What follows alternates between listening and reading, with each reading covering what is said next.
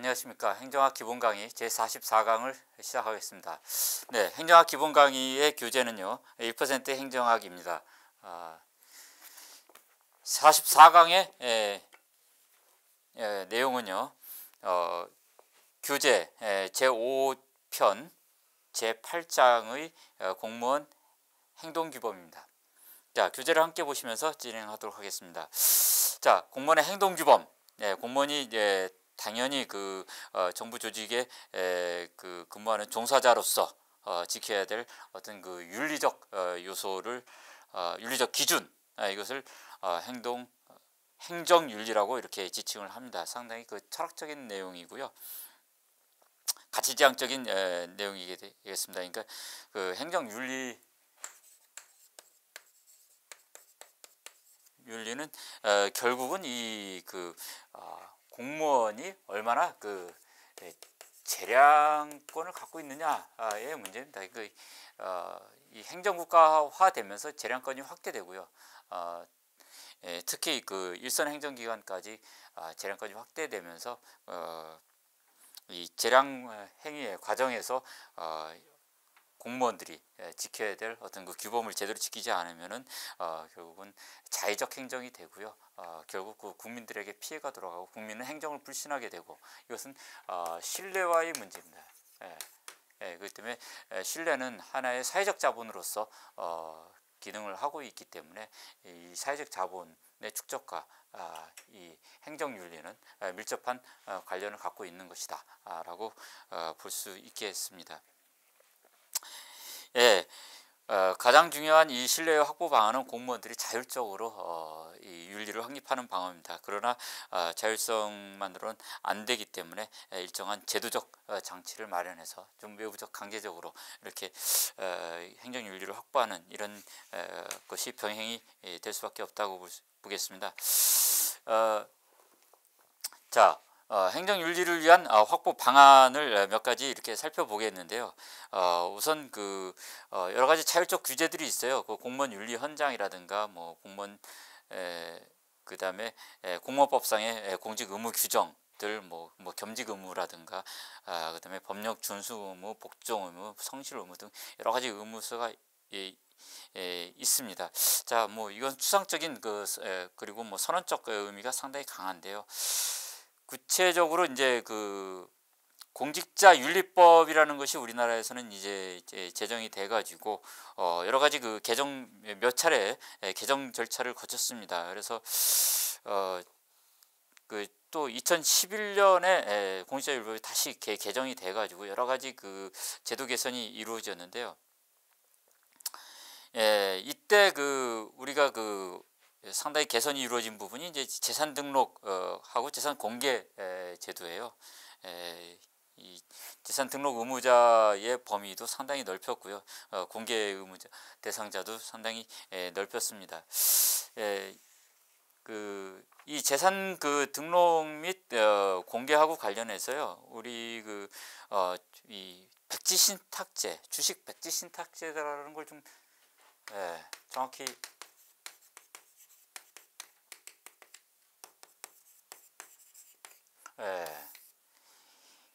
고위공직자에게 임용이 되는 경우에 본인이라든가 이해관계자가 갖고 있는 소유하고 있는 주식을 신탁하도록 이렇게 하는 거거든요. 매각하거나 신탁해야 돼. 신탁하는 이제 수탁기관에 다가 이제 맡긴다라는 얘기거든요. 맡겨서 이제 일정한 관리를 하고 또 처분하게끔 의무화를 이렇게 하고 있는데요.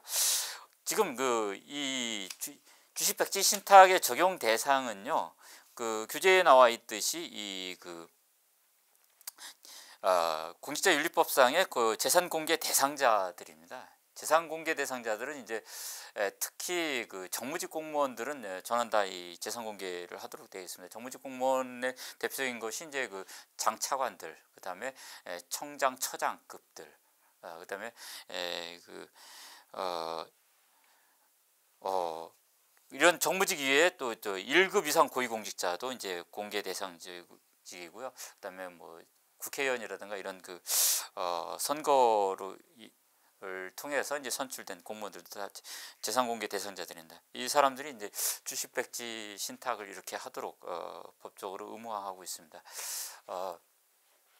박근혜 정부 들어가지고 중소기업청장의 민간 기업의 CEO를 현직 CEO를 그 임명을 하려고 시도를 했다가 본인이 자진 그 사퇴를 한 사례가 있습니다. 그때도 문제됐던 것이 이제 주식 백지 신탁제에 의해서 그 기업의 오너 경영인으로서 본인이 갖고 있는 주식을 전량 다 매각을 해야지 중소기업 청장에 임명되는 그런 그 이 주식 백지 신탁제의 의무 규정 때문에 결국은 중소기업 청장의 임명을 사전에 사퇴하는 그런 일이 벌어진 바 있습니다. 사실 이 주식 백지 신탁제는 이제 그 행정윤리를 확보하기 위해서 만든 제도인데요. 민간 기업인 특히 그 주식을 갖고 있는 CEO들의 그 정무직 공무원, 고위직 공무원들의 진출을 사실상 차단하고 있는 제도적 장치다. 뭐 이렇게 볼 수가 있겠습니다. 예. 다음으로 이제 우리가 살펴봐야 될 사항이 공무원의 정치적 중립입니다. 그 정치적 중립과 관련해서는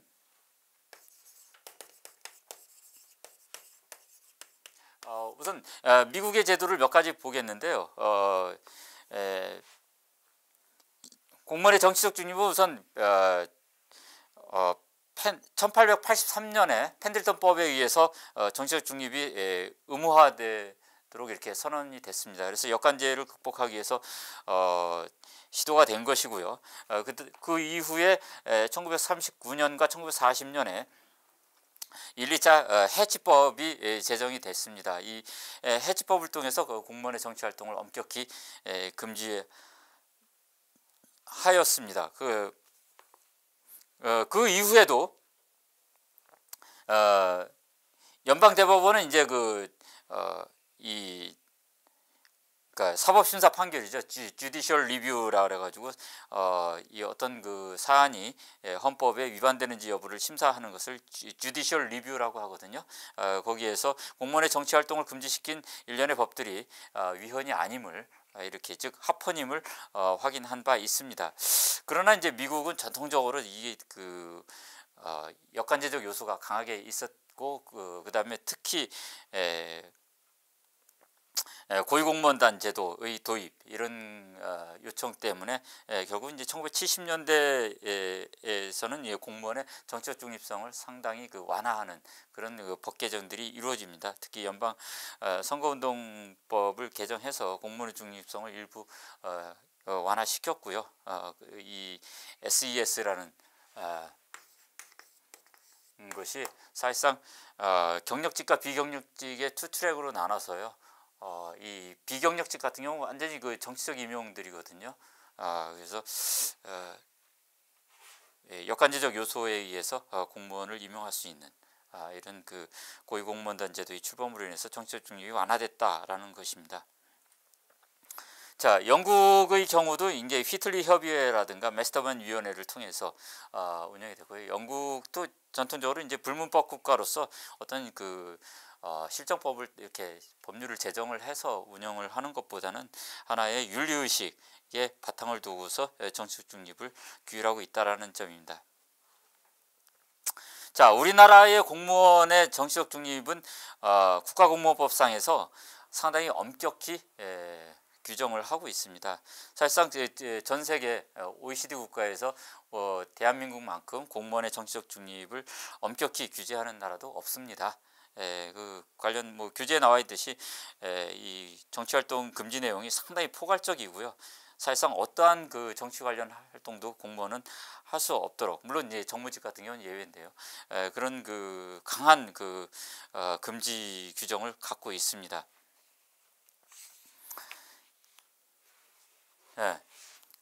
현재 이 고위공무원단 제도하고 공무원의 정치적 중립의 문제가 이제 그 고위공무원에 있어서 일부 역관제적 요소의 도입 이것과 이제 얼마나 조화를 이룰 것이냐 하는 것이 인사행정에 있어서 극복할 문제다 이렇게 볼 수 있습니다. 다음으로 우리가 공무원의 공직 윤리와 관련돼서 반드시 알아야 될 것은 공무원 단체입니다.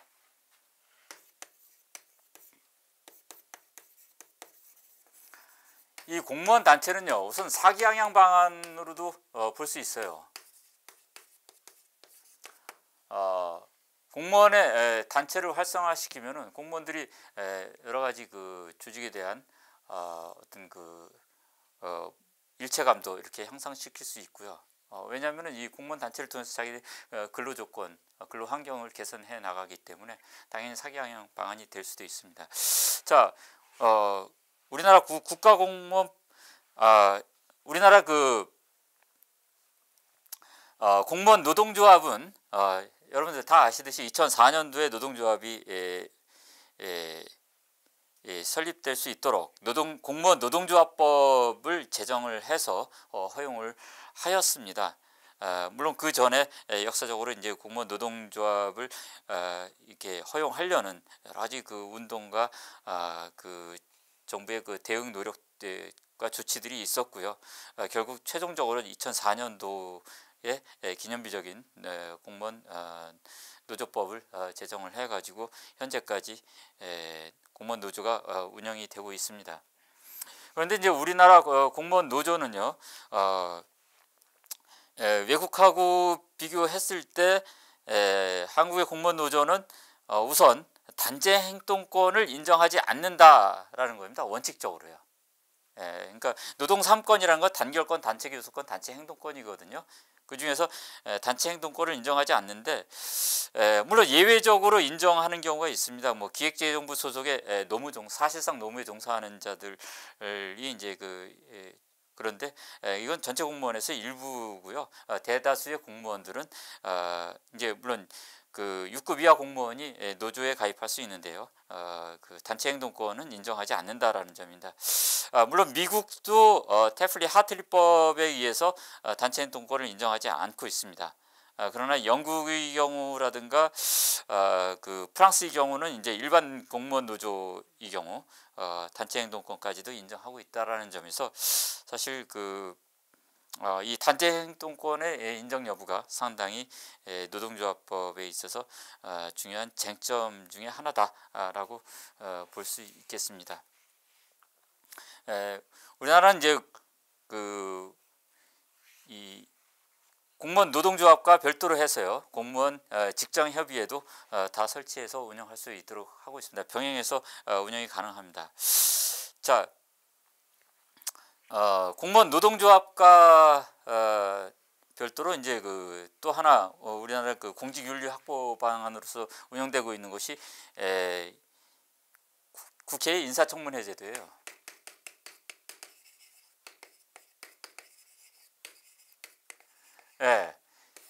이 인사청문회 제도라는 것은 이제 대통령이 지명하는 고위공직자들에 대해서 국회에서 사전에 임용 전에 청문회를 개최해가지고 임용 대상자의 여러 가지 법률 위반이라든가 그 다음에 직무 수행 능력 이런 것들을 이렇게 사전에 조사하는 그런 제도적 장치인데요. 대통령의 독단적인 그런 어떤 인사권의 행사를 견제하기 위한 하나의 상권분립에 의거한 제도적 장치다 이렇게 볼 수가 있겠습니다. 인사청문회 제도가 발달한 나라는 미국이에요. 미국은 사실 뭐 청문회의 천국이라고도 하지 않습니까? 그래서 의회에서 다양한 형태의 청문회들이 이렇게 개최되고 있는데요. 미국의 경우 이제 인사청문회는요, 이 백악관의 법률보좌관실에서 총괄을 하고 있습니다. 그래서 후보자에 대해서 굉장히 200개가 넘는 그런 세부 항목에 대해서 사전 조사를 실시하는 국회에서 이 인사청문회를 진행하는 방식으로 진행이 되고 있습니다.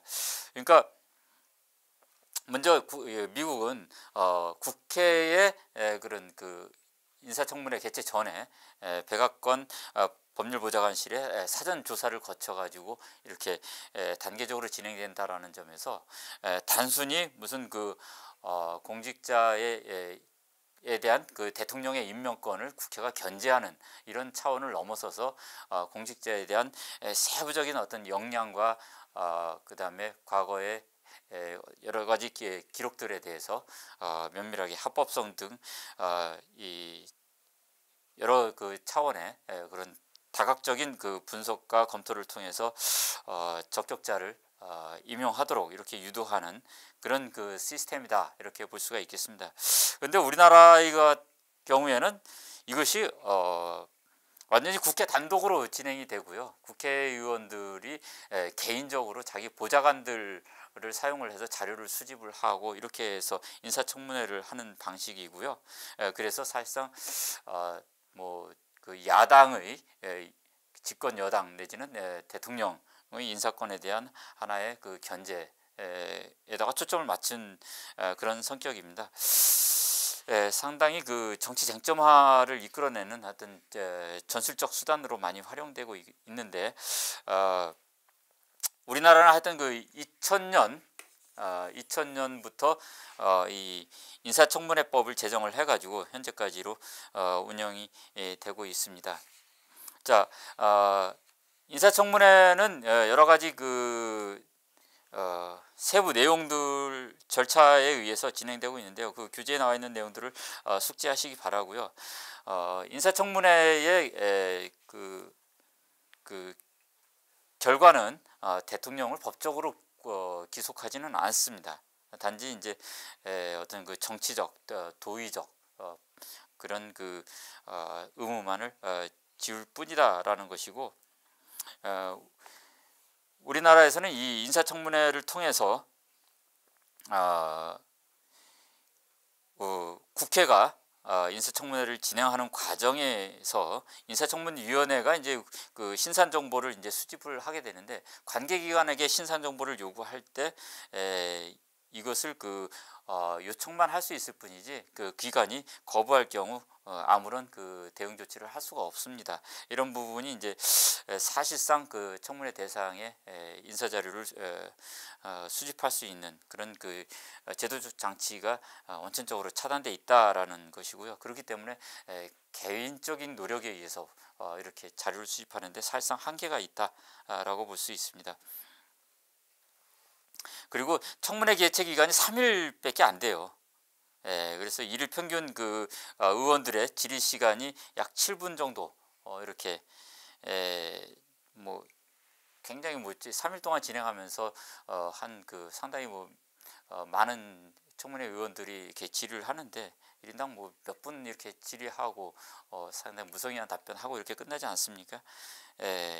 이 부분도 상당히 좀 문제라고 보세요. 그리고 우리나라는 지금 지방자치단체에서는 지금 그 인사청문회를 실시하지 않고 있습니다. 지방자치단체 밑에 많은 그 산하기관들이 있지 않습니까? 공기업들도 있고요. 사실상 이것도 지방의회에서 실시를 도입할 그 필요가 있는데 현재까지는 안 되고 있다라는 것이 문제입니다. 하여튼 그 인사청문회 제도는 행정의 민주성을 제고하기 위한 중요한 제도적 장치입니다. 그래서 개선이 필요하다고 보겠습니다. 자, 지금까지 공무원의 공직윤리와 관련한 설명을 해드렸습니다. 감사합니다.